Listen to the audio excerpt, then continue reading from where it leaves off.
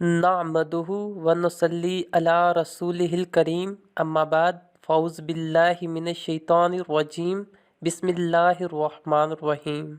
شروع اللہ کے نام سے جو بڑا مہربان اور نہایت رحم کرنے والا ہے۔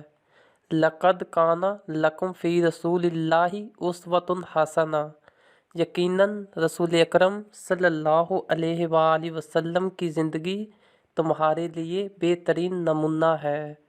آج ہم ایک ایسا ہی حضور اکرم صلی اللہ علیہ وآلہ وسلم کی حیات طیبہ کا سچا واقعہ بیان کرنے جا رہے ہیں۔ جیسا کہ غزوہ بدر میں حضور اکرم صلی اللہ علیہ وآلہ وسلم ایک خیمہ میں تشریف فرما تھے۔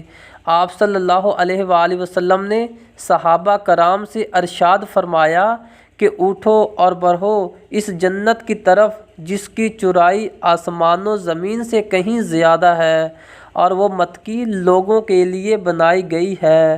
حضرت عمر بن الحمام ایک صحابی رسول صلی اللہ علیہ وآلہ وسلم کا یہ ارشاد سن رہے تھے۔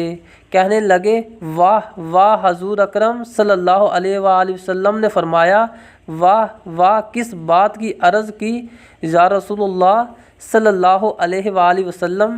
میری یہی تمنا ہے کہ میں بھی ایسی جنت کا حقدار بنوں۔ حضور اکرم صلی اللہ علیہ وآلہ وسلم نے فرمایا، ہاں تم بھی اس جنت کے مستحق ہو۔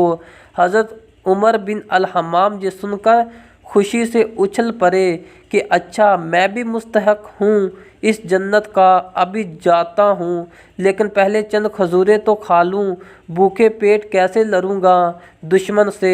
چند دانے منہ میں ڈالے، ایک دم وہ کھجوریں زمین پر ٹپک دیں اور کہا، کھجوریں کھانا وقت ضائع کرنا ہے۔ بھاگے ہوئے میدان جہاد میں گئے اور دشمن سے لڑتے ہوئے اپنی جان آفرین کے سپرد کر دی۔ سبحان اللہ، سبحان اللہ۔